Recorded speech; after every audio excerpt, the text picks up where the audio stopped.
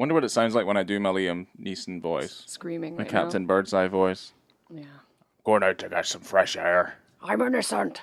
I didn't kill them. I didn't kill them. I love my wife. I love my wife.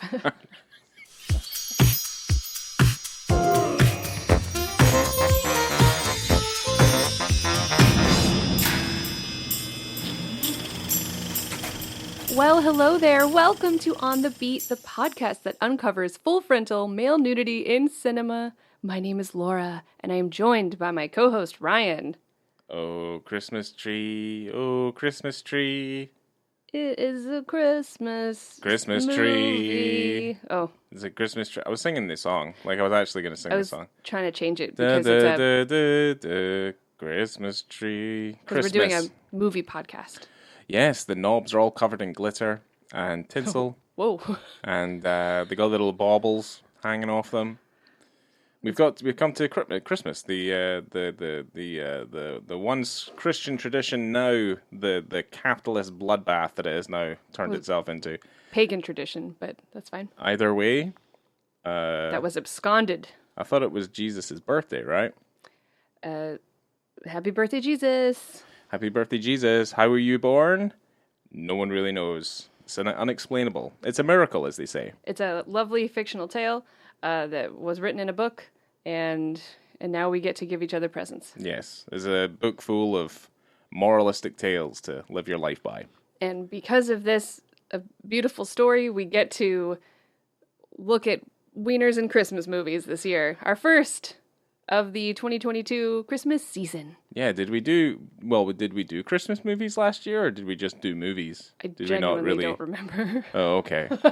Well, I guess it's really not that important, but yes. And for this very first movie of the Christmas season, we are uncovering the 1991 thriller Under Suspicion, directed by Stephen Hopkins, starring Liam Neeson, Laura San Giacomo, Kenneth Cranham, and Maggie O'Neill. Are you sure that's correct? It's Simon Moore who directed this. Oh, God. So funny. I actually wrote Stephen Hopkins because I was about to say, this is not the Under Suspicion directed by Stephen Hopkins. Yes, that movie. This is the Under movie, Suspicion directed by Simon Moore. Yeah. I messed that up. You did mess it up. Because I wanted to say, this is not the Gene Hackman, Morgan Freeman movie. Wow, because we were all going to say that probably. We was talking about the other movie. Well, the other movie's also not widely available either, whether or not it's any good or not. I mean, this one's also not very good either. No, we didn't do a double feature of Under Suspicion. No, we didn't feel the need to. It was already quite torturous trying to watch this film a second time, yes. Of which I kind of came in and out of this film because I felt like I remembered it quite succinctly the first time round. This is not true. So let me just drop the synopsis real quick. And then we'll obviously get into the film, but I didn't remember it very well. And then you proceeded when the movie began to tell me how it went. And it's a twisty-turny thriller. Yeah. Right? So you said, this is how it's going to happen. This is who are in cahoots, and this is how it ends. I was 90% spot on. You weren't. You had people wrong. So the whole movie, I'm going, how is this possible? Anyway. So the synopsis pulled from Letterboxd is, in the late 1950s, British police officer Tony Aaron resigns from the force after sleeping with Hazel, wife of the man whose house he was supposed to guard. In his new job as a fake private investigator, he helps couples get divorces by photographing Hazel having affairs with the husband. When she is murdered during a job, Tony begins having an affair with the dead man's mistress, Angeline, while trying to prove his innocence. So, I mean, that's not too far removed from what I wrote down after not watching the movie that much today. It's a whodunnit, and I don't know if a lot of you know that I'm not a huge fan of whodunits. I find them a little bit annoying, just trying to trick me. Yeah, just tell me a story. You're not a Hercule Poirot? Poirot? See, I can't say that. I've never Poirot. Poirot. Poirot. Like petit pois? Poirot. Yeah. Poirot. And it's also a thriller. Yeah, I don't. Yeah, well, I've got. Yeah, I mean, I guess I'm gonna get into Stephen Hopkins. I mean, Simon Moore, obviously. Oh my god. Yeah, just to reiterate, this is the 1991 Under Suspicion, directed by Yeah. Simon Moore. I'm gonna keep messing that up. Yeah, I don't know why you keep on messing that up. We had a long discussion about this before we decided to do this, to the point where I forgot we'd even watched this film, and I was like, "This doesn't look the same as the other one." I'm like, "What? This one with Gene Hackman and Morgan Freeman in it?" Which I would have been interested to watch because we would have had more to say about Stephen Hopkins because he directed Predator 2 and Blown Away. He did, yeah. I did start doing my research, and I was like, "Fuck yeah, this guy! Like, he's fucking been there. And He's you get done to talk some about stuff." Predator. I get to talk about Predator 2, 2. which I think is a good movie. I know Yeah. people out there don't like it, That's, but you know what? You're wrong. But anyway, I love Danny Glover. that's fine. He's getting too old for this shit. But Damn yeah, this is the Simon Moore 1991. I have it written down here as a neo-noir erotic thriller, Yeah. and it's his only film that he directed, Yeah. which would make me kind of think he's primarily a writer, which is what he is, and we'll go into it. But I feel like there was maybe someone else was probably expected to direct this, and because nobody else would do it, he just kind of ended up stepping into the director's chair. But he also wrote this. He did, yeah. So do but you he's think that he primarily wrote it and then... I don't think he made it. I don't think he wrote it to make it. I think he wrote it to obviously pass it on to somebody else. Interesting. It's not the worst film in the world. I just don't think it's particularly good. No, Honestly. and it's got a decent running time. It's about 99 minutes. It's very respectful of your time. I appreciate that, Yeah. especially after that last film we watched, Aptly, in the Fields of the Lord. Oh, I completely forgot about that one. Yeah. That was almost 4 hours long. But that film, well, actually, no, unfortunately, At Play in the Fields of the Lord is actually a better film than this one. Even though it's a little bit longer. It kind of depends on what you want. Like, what do you want? What do you want from a movie? I want to hear Liam Neeson grunting and groaning while humping a woman in a shower. Well, let's That's what I want for Christmas. Let's cover Simon Moore first, because I feel like, we give everyone else that dignity. Okay. So Simon Moore is a British screenwriter, director, and playwright, and he will be most widely known for writing the 1989 six-part miniseries Traffic, which was the Traffic with a K, which was the UK version of what became the Steven Soderbergh Traffic with a C. Yes. Which Didn't that win an It was Academy Award? It was the biggest film of the year that year. So I think it won for screenplay, which Simon Moore also wrote the screenplay for the movie. And I think Traffic is the best picture winner of that year, which I think is maybe 2001. Okay. It might not be. I'm probably I can double completely check wrong. for you as you go. I really like the Soderbergh Traffic. I think that movie's really good, other than the fact that it's got that really horrible plot line in the middle with the kids taking drugs. But anyway, who cares? But also, what followed Traffic with a C was a 3-part US series as well, which I think he also wrote, or at least he has creator credit on as well. It was 2000. I was really close again. It won for Best Directing, Best Adapted Screenplay, and Best Actor in a Supporting Role. Benicio. It didn't win. Didn't win Best Picture then. No. It won pretty big. I don't know. I quite like that movie. But anyway, back to Simon Moore and his other accomplishments. He won a Primetime Emmy Award for his script, The Gulliver's Travels miniseries. If any of you out there have seen it, he wrote that one. So good for you. He also adapted Misery for the stage. Obviously, Misery being the Stephen King novel or novella, depending on its length. I can't really remember. And obviously was adapted into a movie with Kathy Bates and James Caan that we all know of and we all love, or at least I think we do. I do. Yeah, I think it's a good movie. I think it's really uncomfortable to watch, but that was that Rob Reiner who directed that? Yeah, he was. I don't know why I'm questioning myself. I know the answer. Anyway, So he did, he adapted it for the stage in '92, and he also revived it again in 2005. He also wrote an animated film, since this is obviously Christmas episode. He also wrote an animated film called The Star, which is about the donkeys bearing witness to the birth of Christ and the beginning of Christmas. Wow, okay. Yeah, it didn't sound like it was particularly interesting, but there's a commonality there. It's set at Christmas. You might as well have looked at it from the perspective of a donkey watching the birth of Christ. Why not? Just for fun. Why not? It's an animated movie, so it's there indoctrinating children into the ways of the world from a donkey's perspective. Everyone loves a everyone loves a good donkey animation, I suppose. So that's fine. And I guess one of the other more notable things is he wrote The Quick and the Dead, that obviously was directed by Sam Raimi. And I won't go into kind of like, because the Wikipedia was pretty dry. Did you know that The Quick and the Dead was inspired by spaghetti westerns? Oh, wow. Yeah, you wouldn't have thought that, would you? Who would have thunk it? Who would have thunk it?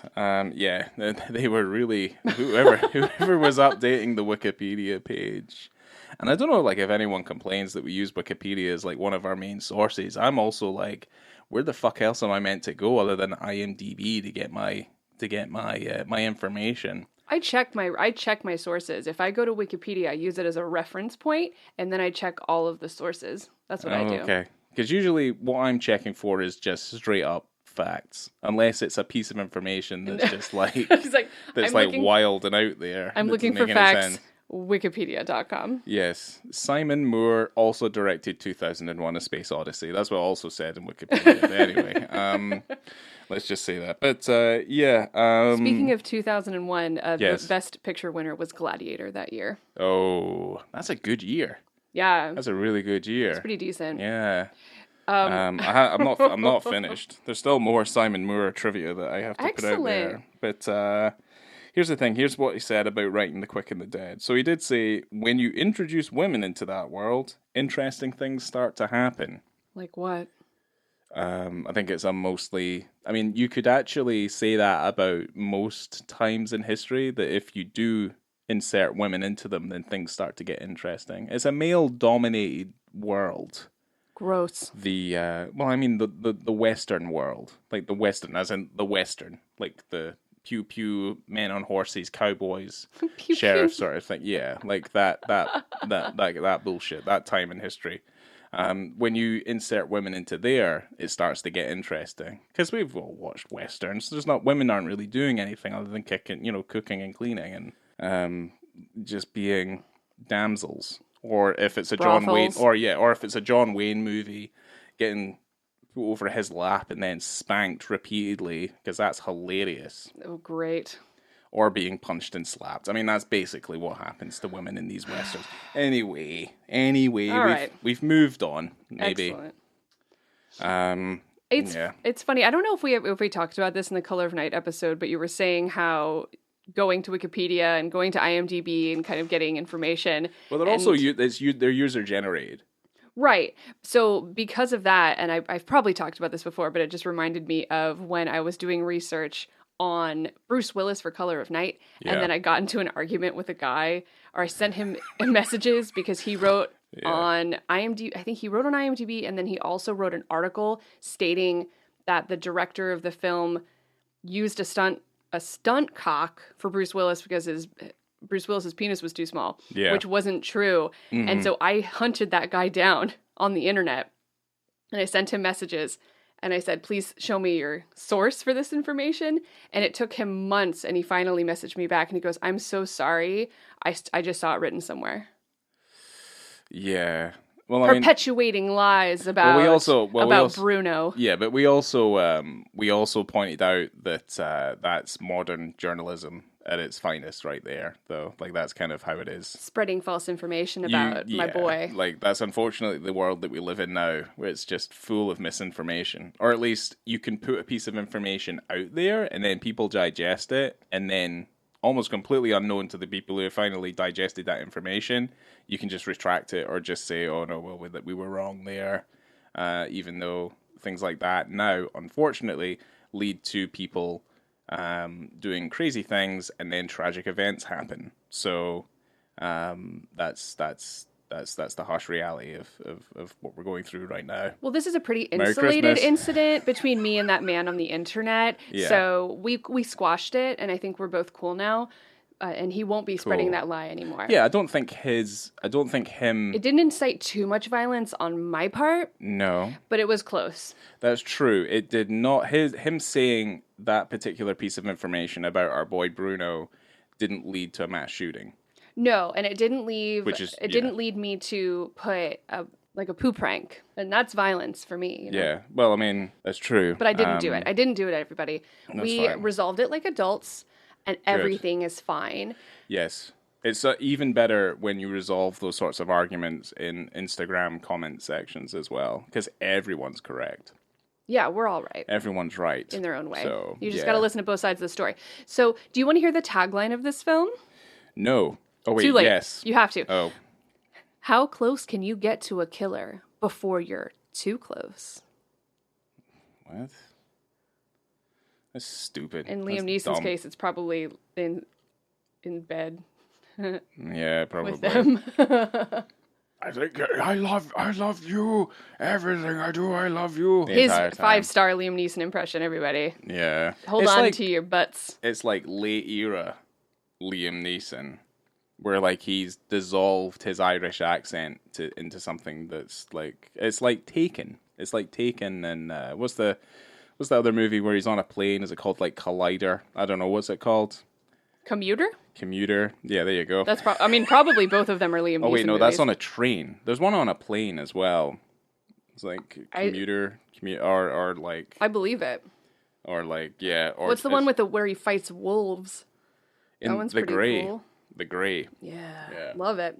Yeah, You're he's just gonna not- make me pull up Liam Neeson online, so He's not. Yeah, he's not bad in this movie. He's probably the main highlight. There's a lot of kind of cream of the crop, like TV, like British TV actors in this movie. And I guess we'll get to them as we do. Yeah, a lot of them from A lot of growing them- up a lot of them- with them on Yes, TV. a lot of them I know personally. Oh, lovely. No, that's not true. I mean, Why just didn't you the get them people- on the show? Because when you're growing up and all you have is a TV, and that's your best friend, it's kind of like being in prison.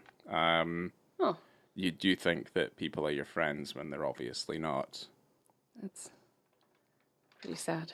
We're in the season of make-believe, so you might actually start to hear some things that aren't true. But anyway, The first 4 to 5 minutes of this film are an absolute ride. It really starts off with shotgun bangs I mean, right out of the gate. yeah, but I mean, it starts off with a fantastic title sequence. I think it's really good. What do you mean by that? The title sequence. Like the title cards? No, the title sequence. Yeah, the first 5 minutes of the movie. As in, like, the Under Suspicion title. It looks like that glass you like so much. Oh, block glass. Yeah, it looks like block glass. There's It's like a lot if of that you in look this. through block glass. I love block glass. Yeah, there's a lot of that in the pantheon of the On the Beat catalog is block glass. I'm a big fan of block glass. You are, yes. We can harken back to several films that have little block glass statues. There's a lot, yes. There's a few. We already spoke about Color of Night. Yes. Yeah. Fisher well, King. But anyway, I was couldn't afford it. just referring to the kaleidoscopic nature in which the title reveals itself. And I think the font's like Gothic Bold or Impact or something. It's one of the least attractive looking fonts out there. So whoever's doing the typography, I don't think it's particularly good. It's just a really nice juxtaposition between the ugliness of the titles and then the loveliness of Liam Neeson. I Moaning think and that's groaning. what they were trying to go for. Okay. Well, it's kind of, this story is based in some level of historical fact, right? Yeah, I mean, you can use things that happen in history and then make a fictional tale Yeah, kind of based like in history. yeah, kind of like the Crying Game. Yeah, Yeah. when you have a historical events happening around you. So, I Yes. mean, but that happens after this beginning part where we have a long title sequence telling us exactly what's going on with the UK divorce laws. Yes. So, Well, let's not gloss over the first 4 minutes because this is the dick scene. it's the dick scene in the first 4 minutes of the film. Pretty much. There's boobs at 2 minutes.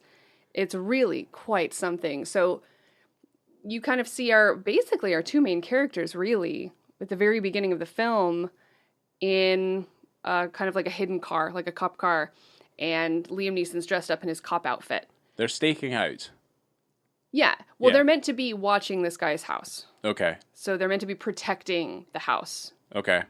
And the husband apparently, who they're meant to be, I don't know, the guy that owns the house, whoever, this guy.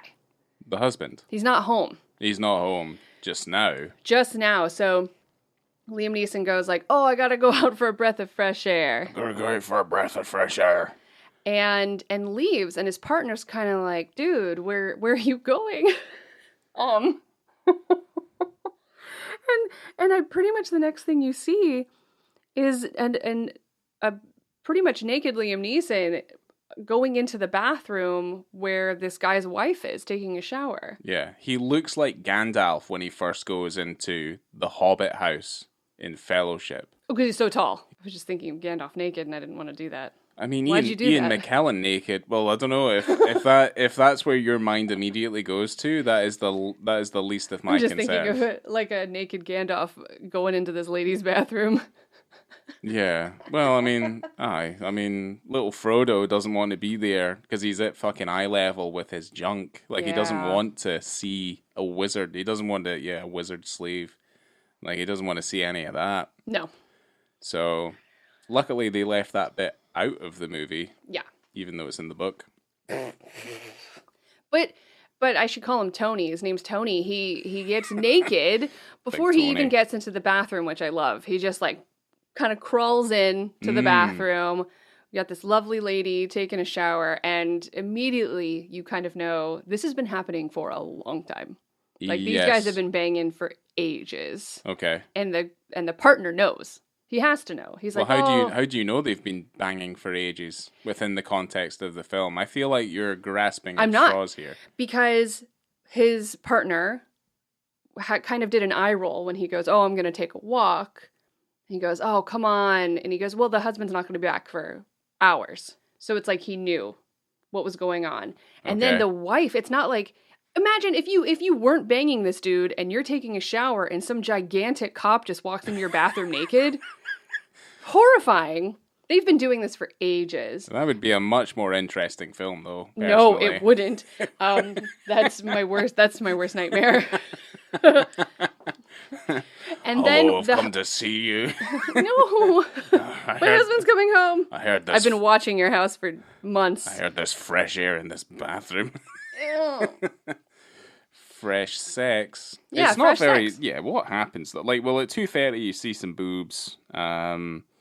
And there's a lot of moaning and groaning. He does this Liam Neeson grunt, and it's like oh, it's not sexy, but they're really going for it right out of the gate, and right up against the bathroom door, so it's banging against the bathroom door. Yes, and lo and behold, what would happen? Toot toot. The fucking husband comes home. Here he is. Holy shit. And that's where his partner sees the husband coming, and he goes, oh no. And so he goes to try and get Tony, which is another reason why I think that they've been doing it for ages. Yeah, but he also has that silly look on his face like he's overacting much. You know what I mean? Where it's just like, I can't believe the husband came home.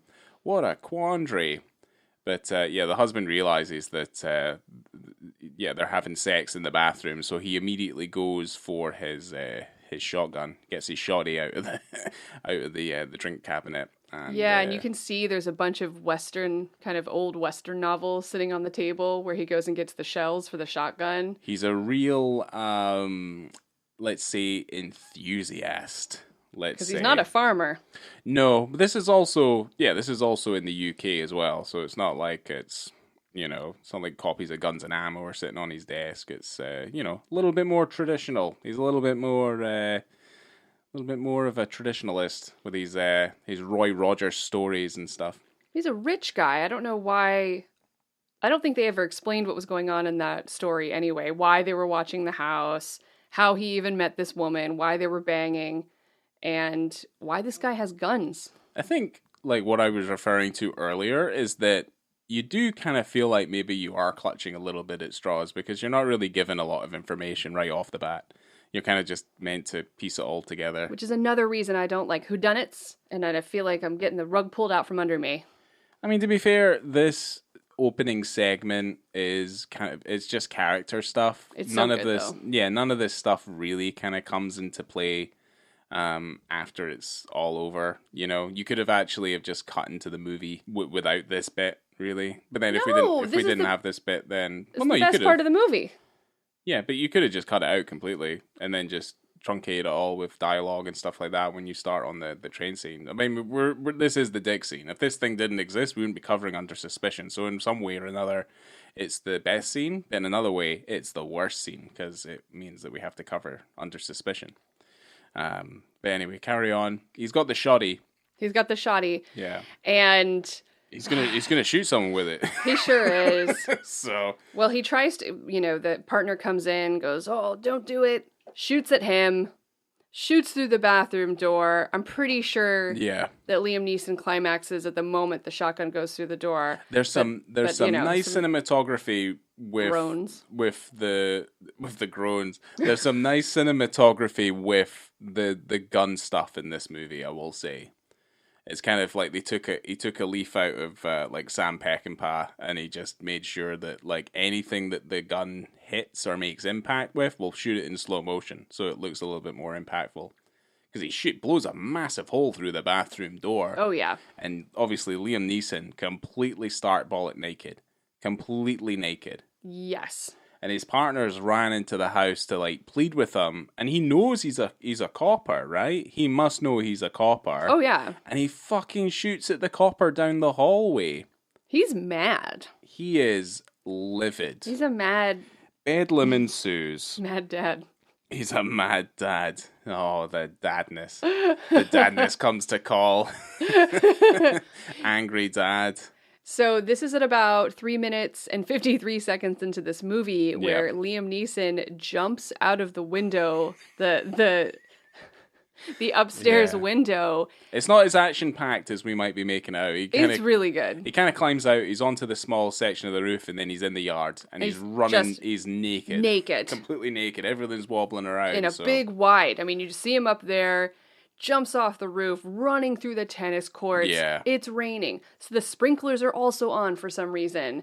And it's not raining. The sprinklers are just on. I thought it was also raining because he felt like he was also extra wet when he was hiding in the bushes. I mean, he might have been sweating. I mean, there could have been any of those. It's definitely not raining. All right. If it's raining, it's like a light sprinkle, which is not cinematic at all. If it was Kurosawa, he'd be putting like black ink in the rain so he could show up a little bit more clearly. All right. But it's not that. Cool guy. It's not that. Well, all right. I'm sorry. Yeah, I'm the kind of cinema guy that everyone hates. Obviously, you know what I mean. But dropping Kurosawa knowledge on us. That's fine. Well, you should all, instead of watching this movie, because if you're watching this movie and it's your favorite film ever, grow up. Go watch something else. This is no one's favorite film.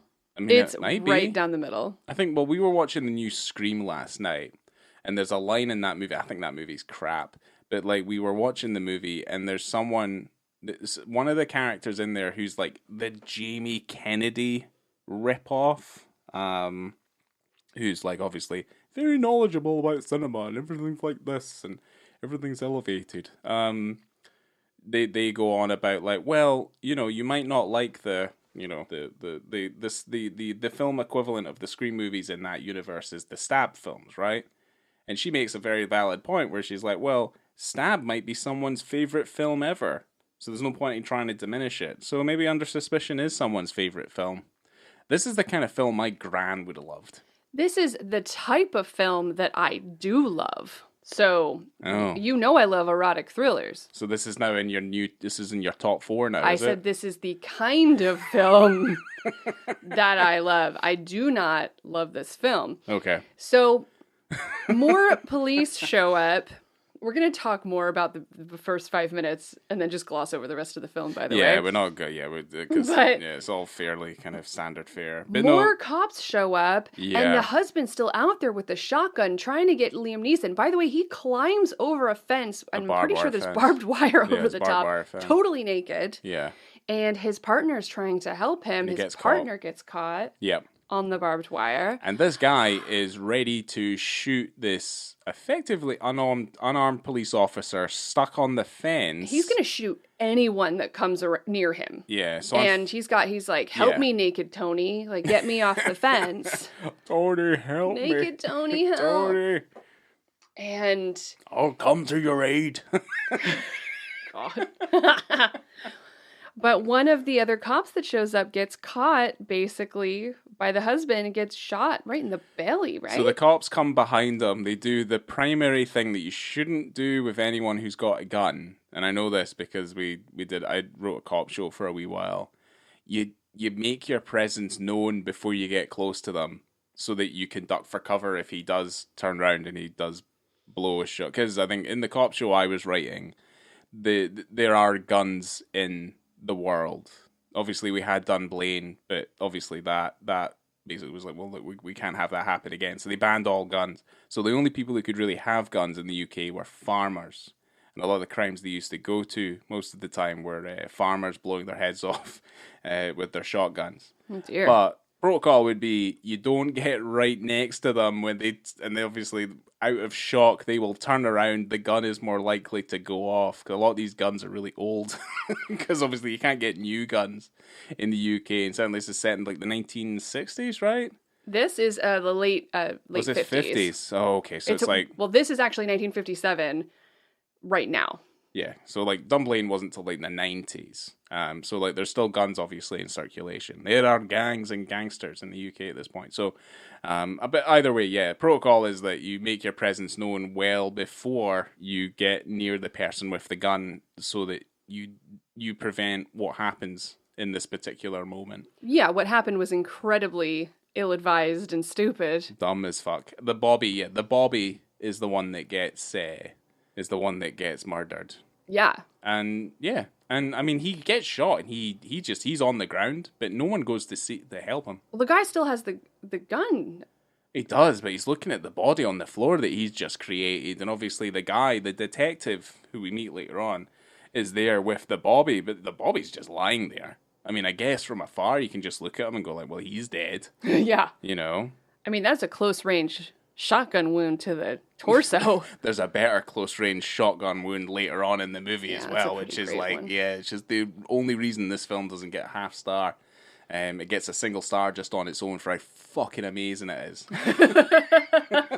So that's pretty much it. I mean, Liam Neeson's running around naked for a solid 2 minutes at least in the beginning of this film. Yeah. And it's really quite striking, I must say. That whole beginning sequence is pretty amazing. And if the film was a short film and that was it, I would probably give it 5 stars.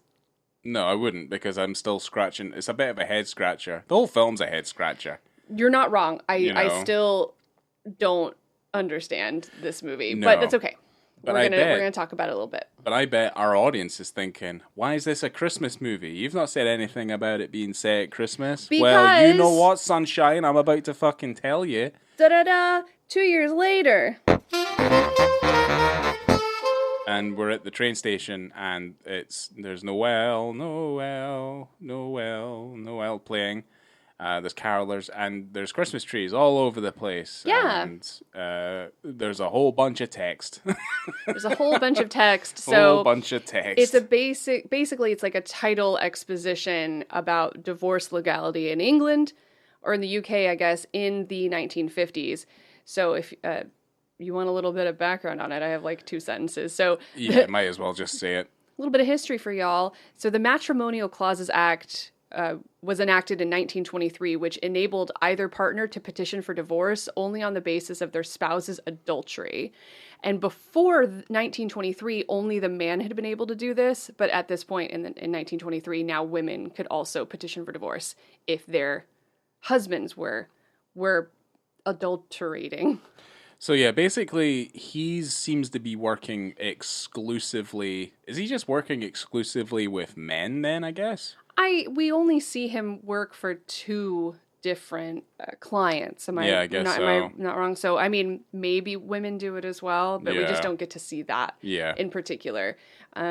So, but That- back in just one more thing about divorce. In 1937, there were also new grounds for divorce, including cruelty, desertion, and incurable insanity.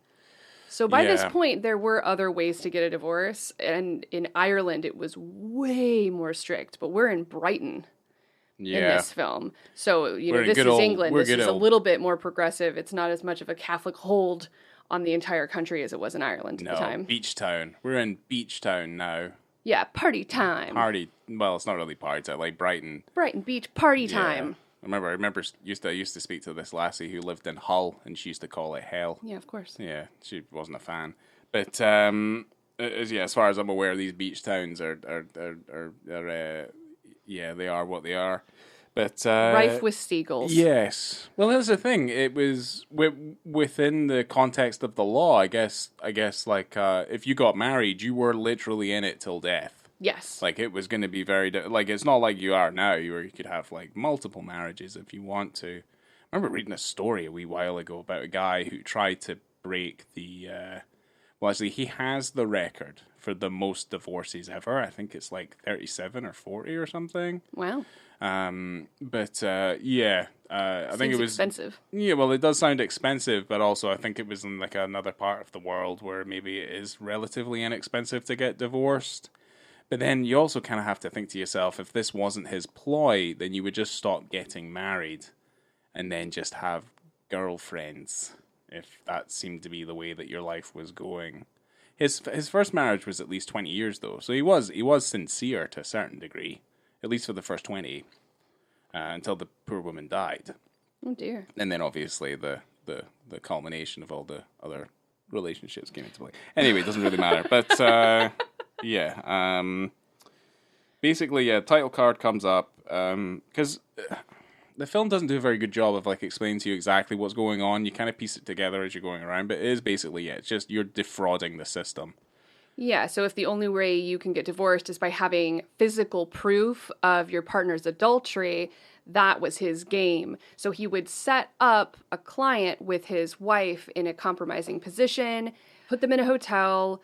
He would get the, whatever housekeeper or someone that worked in the hotel and say, "Oh, I forgot my key. Can you let me into my room?" Boom, get the camera out, kicks open the door.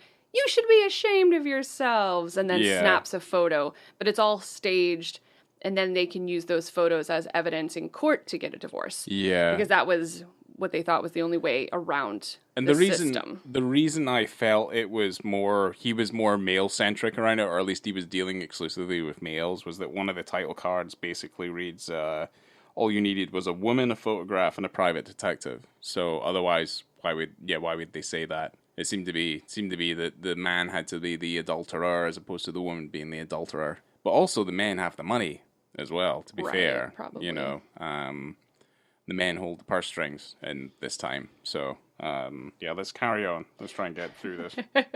So the whole kind of crux of the story comes in where, this is regular day-to-day kind of business for this guy. This is what he does. Everyone knows about it. The police know, and everyone's kind of annoyed. They don't like it. They know that he's faking these photos, but no one can prove it, I guess. Yeah, but he's also not in the police anymore because he was removed after he effectively caused the murder of one of the officers. I'm surprised. I don't think did they specifically say that? I thought he kind of maybe just retired. He's not a copper. No, I thought he just said, "I don't want to be a cop anymore." To be fair, because I did a bad thing. Yeah, but to be fair, he's not a cop probably specifically for that one reason. Yeah, that whole event. And he also married that woman he was having an affair with. Yes. So the woman from the beginning of the film, she comes back marrying him, but she's part of his whole. Who's that woman? What's that woman's name? The actor's name? The actress's name? Her actual name is Maggie O'Neill. Yeah, because she's in a bunch of stuff. If you've ever watched Shameless or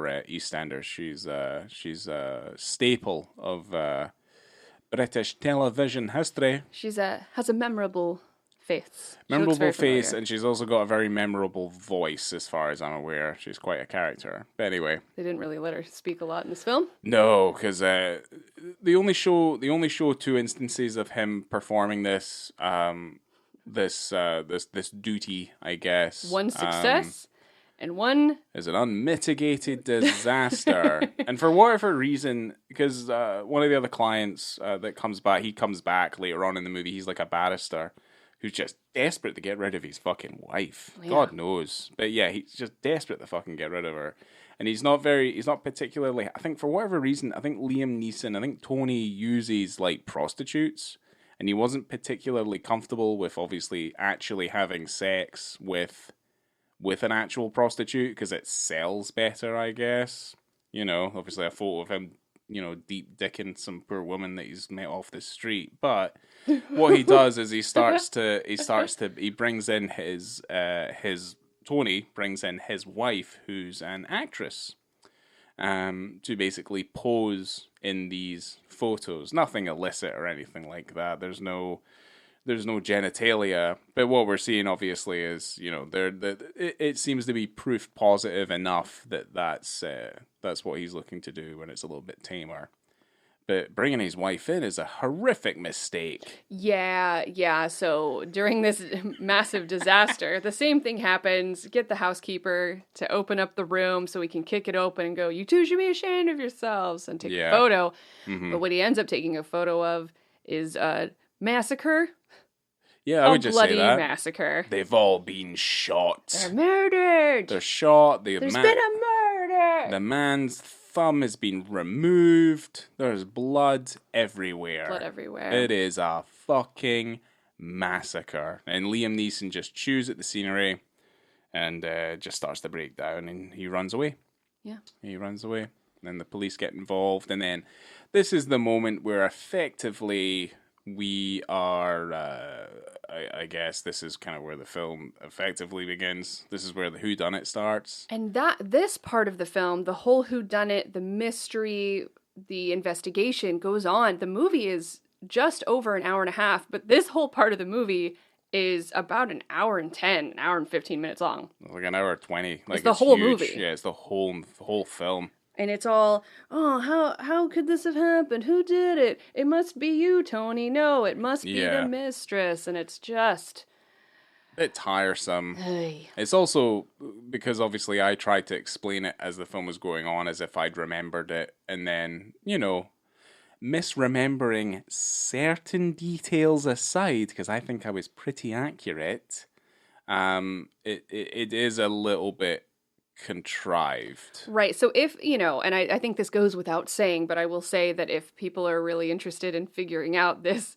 whodunit and you haven't watched the movie, then go ahead and watch it. It is on Amazon Prime right now. Yeah, completely free if you have Amazon Prime, obviously. But if you don't want it spoiled, then maybe go watch it first. But we're going to tell you the whole end of the movie, I'm sure. We'll probably get there at some point. I mean, we'll probably... We might. I don't know. We might spoil certain things. I mean... We usually do. Yeah, we usually spoil the whole Here's the thing. It's all motivated by money. So he's having trouble paying off his debts. They find a piece of earwear in the bed after they finish that first job, and she's like, "I can't believe what you're doing. You're bringing clients back to the bed here." And it's his wife, right? Before she's murdered. Yes, the one from the beginning of the movie, remember? The one from the beginning of the film. And she's like, "What are you doing?" And he's like, "Well, whatever." He says something, he mumbles something. Anyway, and then obviously we're on track, and it's like, who's done this? Who's got that? I mean, I guess I can just read what I've got. I kind of truncated it into like a paragraph. Do you want me just to say it? I don't have anything written down genuinely until the lawyer shoots himself in the face. Oh, that's so fucking great. I also have written down, so when he meets Laura San Giacomo, who is, I don't know, what is her character's name? Angeline, right. Angeline, So when he meets Angeline, he gives her his business card, and it says, Anthony Aaron, private investigations, discreet, professional, which I really liked. And then what does it say on the back of his card? It's there's a lot of like there's a lot of fantastic moments where we have these close-ups on like notes Yes. and business cards and stuff, and they have probably the most forced pieces of writing like written on them. And I mean, on the back of the business card, to try and, I guess, like to entice her to have a conversation with them like during the course of the investigation. But he wrote on the back in big block capital letters, "My wife got killed as well." And it just doesn't That's so weird. yeah, it just doesn't read particularly well. She's like, really. That's just enough for me to want to have sex with you, sir. Yeah. So obviously the man who died is a very successful artist. But what we soon come to realize is that he has a wife, but Angeline is his mistress, as far as I'm aware. Absolutely.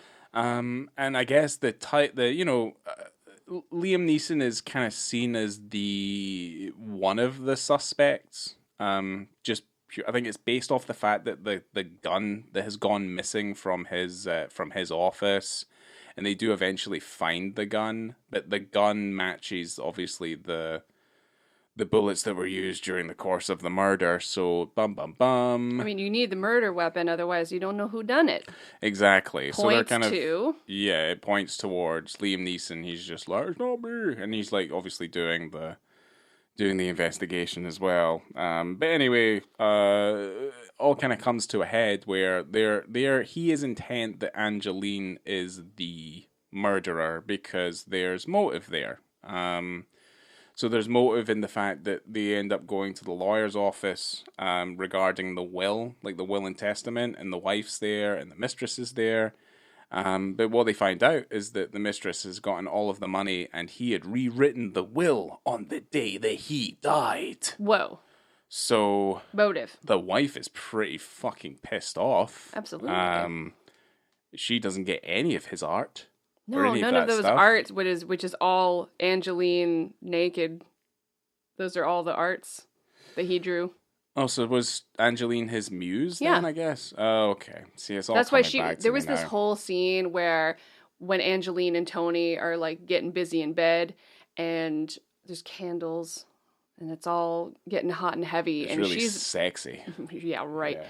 Basically, she's on top of him saying that all she wanted was to be somebody. And she's traveled to all these wonderful places in the world. And even when she dies, she'll be remembered because of the paintings. So because of the paintings, she will exist forever and she'll always be somebody. She just wanted to be somebody. So there. Who cares? No one really gives a shit. But what we really need, Ryan, is we need that thumb. That thumb will point to who the real murderer is. Yes, someone out there has a thumb. They got that man's thumb. Yes, they've got a thumb in their pocket somewhere. I mean, did we gloss over the lawyer shotgun thing? I'm just saying that they need the thumb. But we can. Thumb. So. Because they get the gun eventually, right? Yeah, and that's fine. The coppers get the gun. This is the worst. This is the worst telling of this story. It is, yeah. We're not really painting a fantastic picture about like what we're doing. I mean, if you let me read this paragraph, okay, it would just kind of tell everything. Right. So let's just what I'd written down. Like I said, is all motivated by money. The wife finds the earring.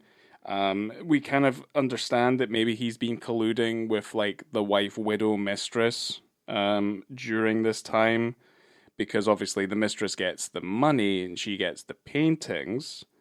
And obviously the lawyer who did the will is the guy that ends up killing himself later and writing another equally fucking idiotic note. I have that note written down. Yeah, so they go to see the lawyer because the lawyer is going to spill the beans. I guess spill the beans about like what happened and stuff like that. But basically, as they walk into it, he's putting a shotgun in his mouth, and easily probably one of the best looking pyrotechnic effects with obviously a puppet, like a model man is there. And he shoots himself. He shoots himself in the mouth so fucking hard, the whole body rocks itself out of the chair. And it's all just like flare and pyrotechnic and stuff like that. He just like blows up into a puff of smoke and then falls on the ground. Amazing. And it looks awesome. But then there's that note, which I'm sure you'll tell us. So there's a death note, and you go, okay, so this is going to be his confession, and we're going to learn a little bit something here. And the note says, I can't go to prison, okay? And it just shows that. Yeah. And then you see it Liam slowly Neeson's reveals face. it line by line, yeah. And then it goes back to the note. The note then says, Angelina had nothing to do with the murders. Back to Liam Neeson's face. He's sweating. Doesn't know what to do. Then it cuts back to the note again. And underlined in big black letters says, Tony Aaron killed them both.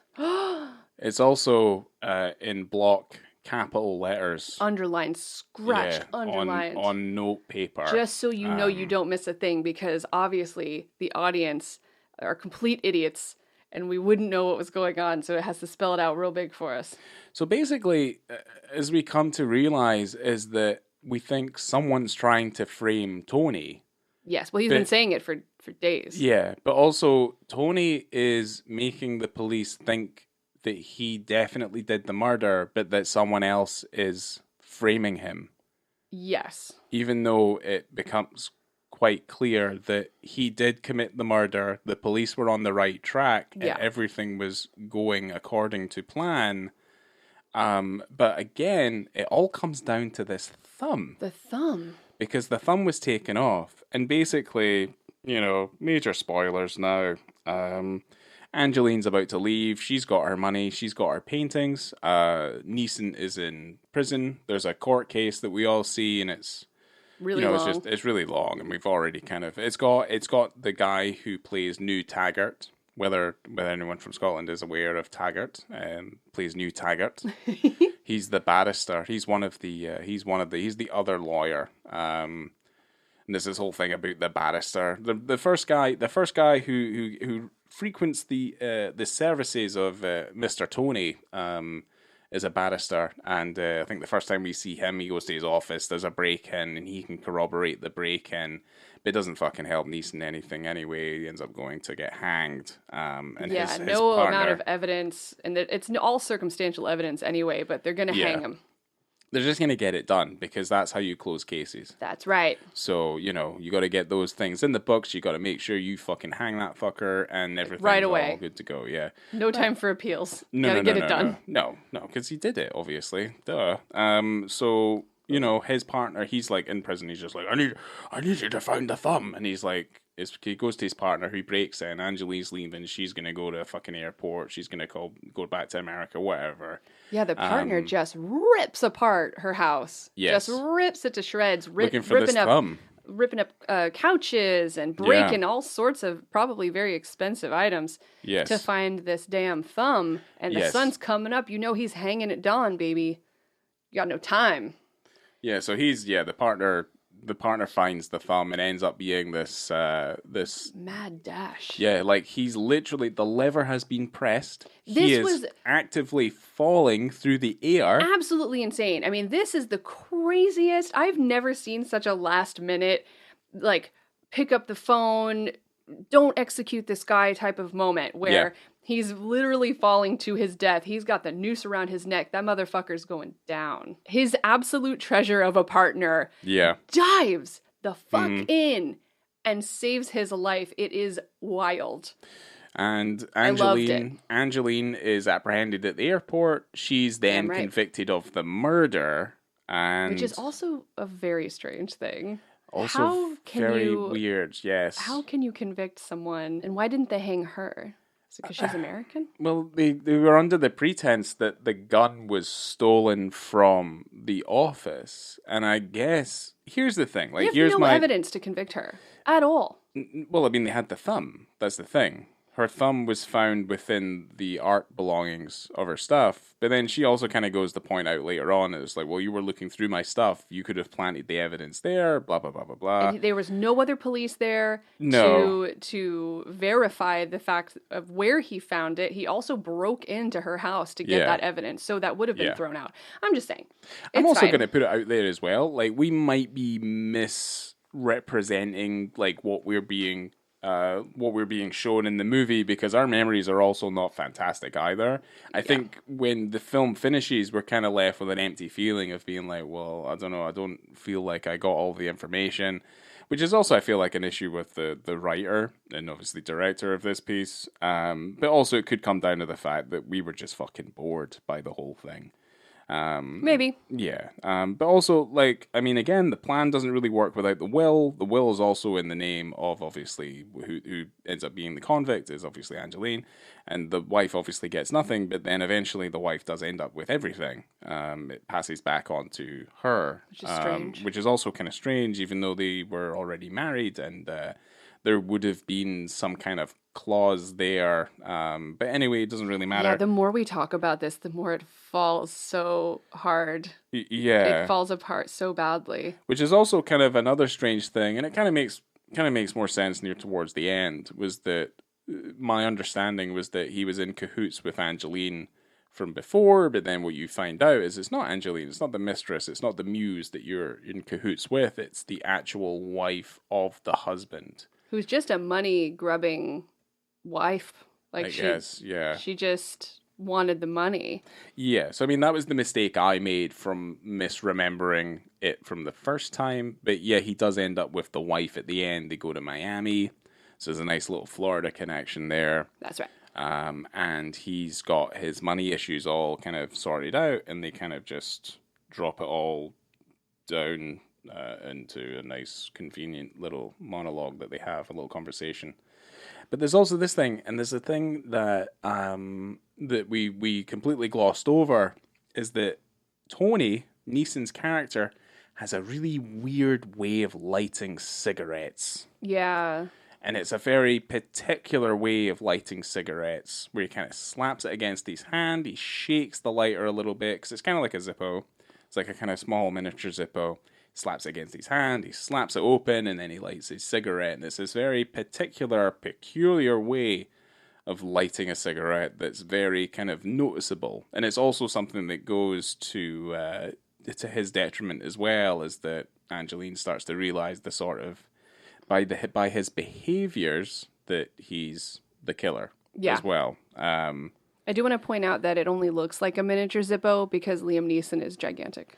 It's probably a full-size Zippo, but he has got gigantic hands, obviously. He's a Gandalf in a Hobbit world. That's right. Yeah. It ends, I love a Miami connection. I love a Miami ending, Florida connection. But yeah, it does fall a little bit sad because I think he's realizing, oh, wow, I murdered a bunch of people and put this innocent woman in jail. Yeah. And I'm just out here on South Beach, and it's not for love, it's only for money. Yeah. That's it. Yeah. I mean, you say it falls sad, I'd say it falls flat. That's like, fine. It's just the flattest. Be a bit of both. Yeah, it's like it's just a bit pancakey. Yeah. Yeah. I mean, it's just, the whole thing's kind of, it's a little bit trite and tiresome. But that's just unfortunately that's the peril. That's the peril of writing yourself a whodunnit. You know what I mean? There's not a lot of people who can write a good whodunnit. Whodunnit? Whodunnit. There's not a lot of Agatha Christie's out there. And obviously, Rian Johnson's kind of on a whodunit strain right now after ruining the Star Wars franchise. Yeah, but what was that Knives movie called? Out. Knives Out. That was okay. And the new one coming out is Glass Onion, yeah. I think. So, yeah, Knives Out was fine. Yeah, Knives it was Out enjoyable. was all right. It was enjoyable in the cinema. And that's coming from someone who hates a whodunit. I feel about whodunits the same way I feel about magic tricks. I don't like to be tricked. Don't like them. Yeah. I don't like to be made to feel a fool. Yeah. But I still like that original version of Death on the Nile. Those Kenneth Branagh ones that he made. You throw them in the bin. They're a fucking waste of your time. Agree. But I like that original Death on the Nile. I think that film's pretty good. But obviously, if you've watched it once and then you watch it again, you already know what's going to happen. So it's kind of rewatch value you're taken out of the story. So yeah, if you've listened to this whole thing, we've ruined the whole thing for you. I have some fun facts about the film. Wow. You ready for fun facts? I mean, I guess. I mean, how fun can they be? I don't know. I've got some stuff. Whatever. Okay. So Patrick Bergin was originally cast in Neeson's role, but dropped out due to what he called creative differences. Ooh. And you might know him specifically. This is how I know him. He played Julia Roberts' crazy husband in Sleeping with the Enemy. Oh, okay. Yeah, I know who you're talking about. Yeah. I mean, here's to his, like, in his defense, he probably just read the script. Maybe. He goes, I don't get it. Simon Moore goes, get out. I wrote Traffic. Brian Cox and Sam Neill were also attached, but didn't remain on the film. Brian Cox would have made a fantastic partner. I think whoever I can't remember the guy's name, who plays the partner, unless you've got it. Yeah, Brian Cox would have made a fantastic addition to the film as his partner. Kenneth Crenham. There you go. There you are. So he's also quite recognizable face in British cinema and British TV as well. So yeah. So there was a few working titles for this film. The original working title was The Other Woman. Okay. And the two other titles they had were Prime Suspect. Ooh, well that wouldn't have flown. Nope. And the other one, which is very strange, The Dark Horizon. Yeah, I don't get it. No, well, Prime Suspect wouldn't have flown at all, because if it was made in the UK, that's already taken by that Helen Mirren TV show. Yeah. So, no, that wouldn't have worked. So then, obviously, they settled on Under Suspicion. The filming took about 7 weeks, mostly in Brighton. They spent 1 day in Miami, and 1 week was spent at that villa in North Wales, so where Angeline lived. Okay. At that big house on the water was in Wales. Okay. So they got a single day holiday in Miami, which is nice. A single day. It's also not a particularly sunny day in Miami either, so they kind of had to deal with what they got that day, it seems like. That's South Florida for you. Yeah, it does rain a lot. The budget of the movie was $6 million. I mean, you can stretch that quite far back in 91. And so I just have like a funny thing that Liam Neeson took Brooke Shields to the premiere, and I guess they started dating in like late 91, early 1992. But Brooke Shields wrote about Liam Neeson in her memoir, and she wrote about him as a tall Irish actor who was 13 years my senior. He wooed me with his brogue, his poetry, and his shitty choice of cheap Pinot Grigio wine. Huh. Well, there you go. Even Liam Neeson couldn't please Brooke Shields. So, there's that. That's what that screams to me. Yeah. She's ungrateful. Well, she was also a child, so... I mean, no, how old was she? She wasn't 13. What are we talking about here? Well, She was 13 gosh, now years. you're going to make me check how old Brooke Shields is. Hold on. I mean, you can't just put that out there. She must have been in her 20s. She was born in 65. Okay, so what would... Oh, yeah, God. so she was like... Yeah. 25. Nice. So, 26. yeah, so she wasn't a child. Yeah, I guess that's not too bad. No. 26 and he's like 39. Yeah. That's okay. Yeah, that's all right. Yeah, it's fine. The film, as you could imagine, didn't win a ton of awards. None. Don't say. But Liam Neeson did win Best Actor at the 1992 Festival du Film Policier de Cognac. Well, he was Mr. Ham at that point. He was hamming it up, making the most of what he was given. So let's get our ratings. Let's get out of here and let's not talk about this Christmas movie anymore. Oh well, hold on. I need to look at my phone because I didn't actually rate it this time.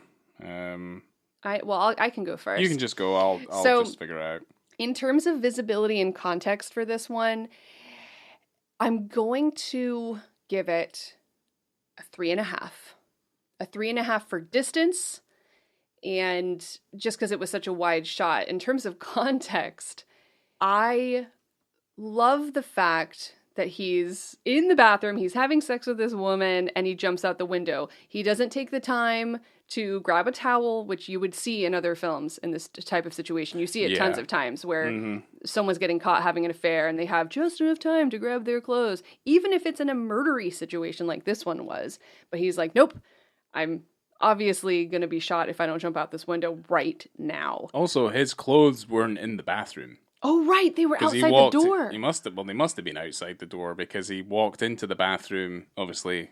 Yeah, he just Yeah, dipped in. Totally without naked. his clothes. Yeah, You're right. So they would be in the hallway. He could have grabbed a towel, but I'm glad that he didn't. So 3.5. Okay. And it could have been more, but when you really do think about it, and you're not wrong, Ryan, that whole scene doesn't really need to be there. He could basically just be a private eye.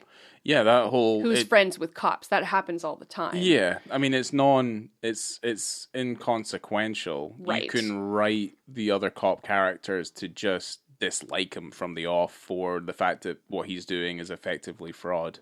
Yeah, he doesn't have to be in the force previously to make those type of connections. So no, of course not. It doesn't need to be there, but it is fun, and it is the best part of the movie. And you can tell they put a lot of work into that beginning part. They put a lot of money and they put a lot of time. You think the cinematography was really interesting, and it doesn't show much further into the film, in my opinion. But that first part, I feel like they really wanted to go start the film with a bang, and have it really action packed and interesting, which they did. Yeah, they give you a good hook in there. It's just a shame that nothing really kind of transpire, like everything. It doesn't need to be there. Like it's kind of just tacked on. I felt like but I still, as always, appreciate it doing what it's doing. It's true. It would have got the film to a nice even, maybe 1 hour and a half. Yeah, if they did chop it out and they rewrote the kind of bulk of it. Anyway, I guess.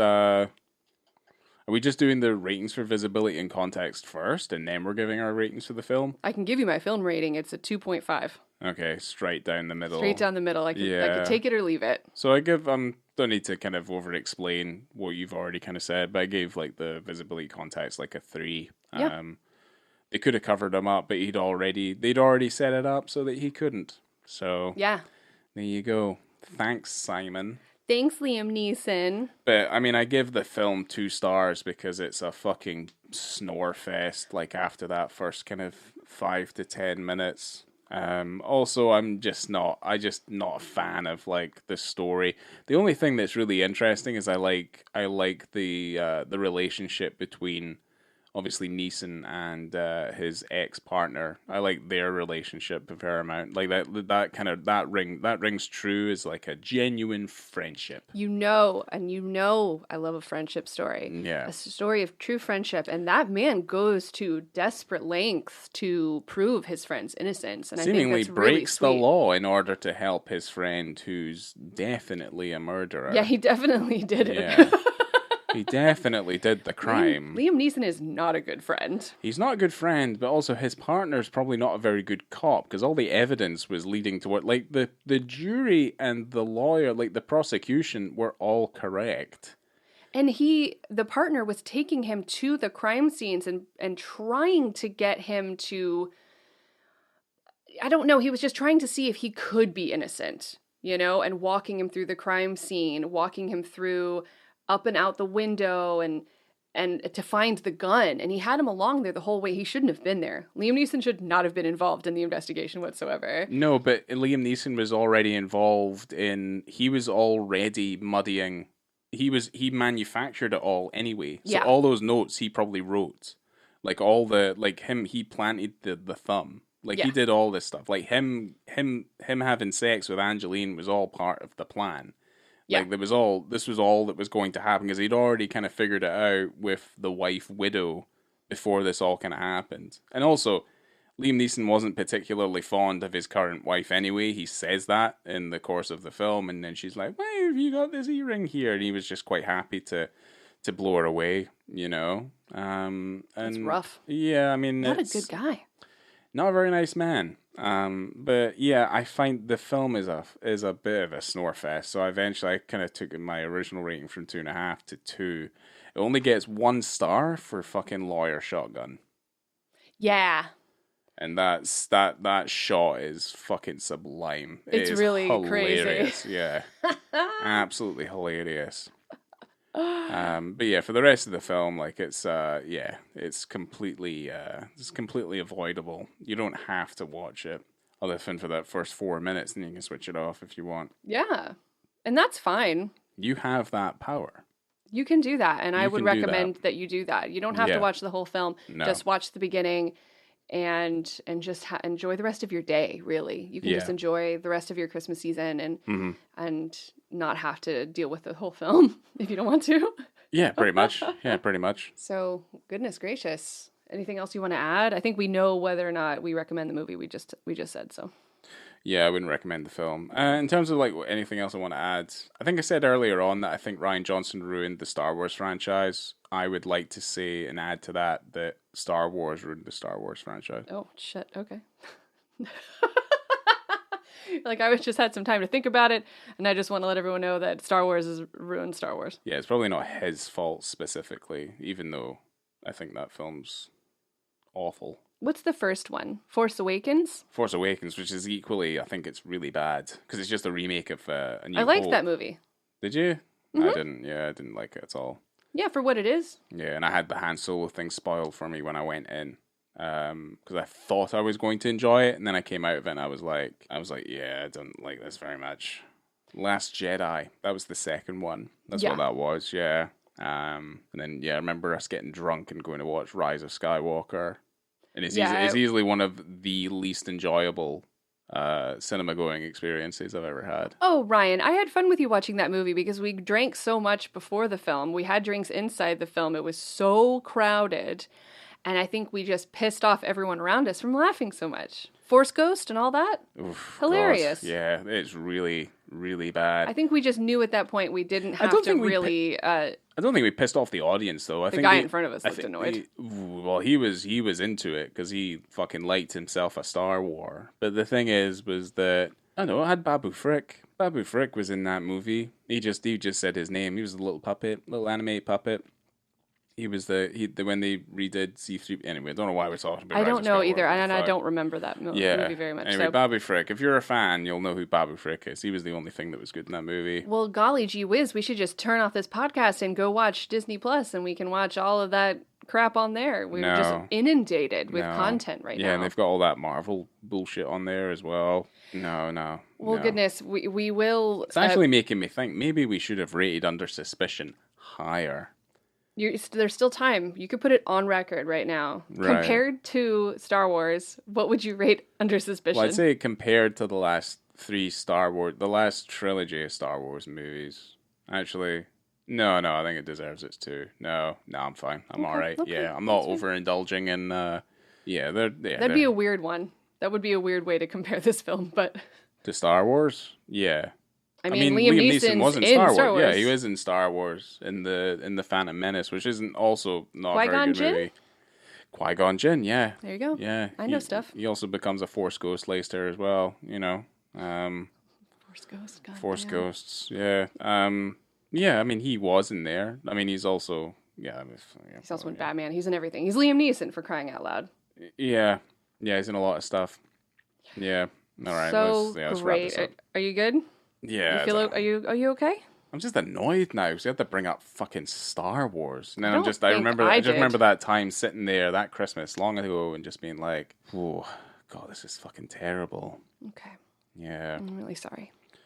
I'm not that sorry. I feel like it's just we're just destined to burn. And on that note, thank you so much for kicking off this Christmas season with me today, Ryan, with Under Suspicion. And everyone, make sure to get on the social medias because we put stuff up there sometimes, and it would be nice. You could send us a review as long as it's good. That'd be nice too. Yeah. And we have one more Christmas movie coming up on the 23rd, right? Looks like it. You don't get to know what it is yet. We'll tell you soon enough in due time. Yeah, we're trying to set up a kind of nice Christmas party thing. Bring a bunch of ex-guests in, past guests, into the ex-guests. That were fired. I was trying to say X amount of guests. We don't know yet. We only have 4 microphones, so if we're going to bring in more than 2 people, which I'm wanting to do, we're going to share microphones. We're going to have a real Christmas jamboree with all of our friends to watch a genuine... It's a good Christmas movie. And it's a new Christmas movie as well. It's more recent than other Christmas films. There are so... Can I say this? There are so many penises in this movie coming up. Yeah, it's insanity. I mean, we've probably gave it away now. It's okay if they know. They know. It's a classic Christmas film. Yes. And it's going to be great.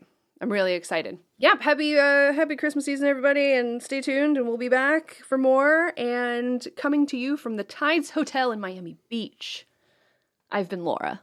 What was the other hotel called? The Radler? Was it called? I don't remember. I didn't write it down. The Radish? Anyway. The Radish. Yeah, there you go. The Radish. The old Radish Hotel in Brighton. Yeah. Good old Radler. All right. And you're Ryan. Yeah, no, sorry. I am. And see you next time. My God. Turn it off. I'm done.